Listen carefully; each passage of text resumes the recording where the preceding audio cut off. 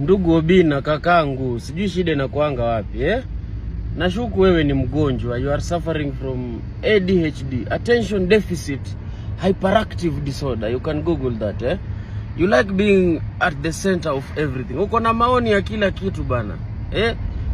Harusi imefanywa, you want to be the center. Show inawekwa, unataka kukua center of it. Acha watu wengine pia nao wa shine their moment Uko na opinion za kila kitu. Saizi hata punda iume mtu huko Kakamega, utaanza kusikia hapo you know guys, hizi punda zianze kusugua meno zinapatia watu tetanus Kakamega. Like wezi nyamaza tu vitu zingine ziende zikiendanga hivyo. What's the problem?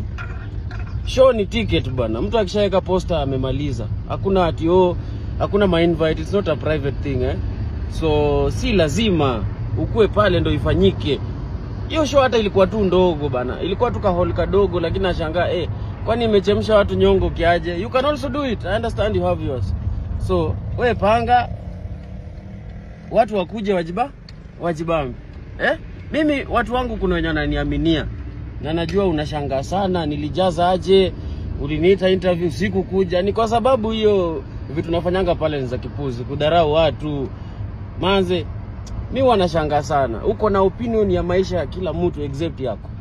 Tuko na data zako mingi. Sisi ni wasanii pia, tuko na followers na viewers, but we have never sat down.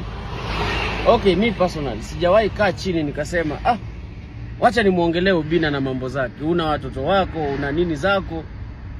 Nobody has ever said shit. Si ati hatuwezi, tunaweza. Ukikuwa pale Kisu umeamuka, mulamua mimi pia nilikuwa radio milele. Si kusema kitu yote kuhusiana na wewe. Na tunasikizwa na watu wengi zaidi. But I was professional in what I'm doing. Not that tunanyamaza tuna kitu ya kusema, tuko nayo. Tushamekiti pia bana. Pia sisi tuwasukuma mabenzo hii town tuishi vizuri. So I don't think it's very fair. Sometimes nyamaza. Tunanakupa hii challenge wewe mzee Obina wewe. Jaribu kunyamaza wiki moja bila kutaja jina ya mtu. Jaribu wiki moja tu bila kutaja jina ya mtu. Wewe si msanii. You're just a parasite riding on everything that's going on. So wacha mambo mingi. Show ilikuwa yangu, tulijaza, tulitesa Conkination 1. We are going to finish it even more Conkination 2. So kama kuna mtu wako na shida na hiyo, anza kujipanga mapema. Kwa sababu tutatesa zaidi ya hiyo. Ama namna gani Team Konki? It is what it is. Sometimes we just don't take slaves. Wacha mambo mingi bwana. Show watu wanajaza, wako na fans wao. Si ati lazima uinvitiwe, no speciality, no nothing. Real ones came. Fake ones, they are going to the interviews to speak there. So take that to the bank and deposit it there.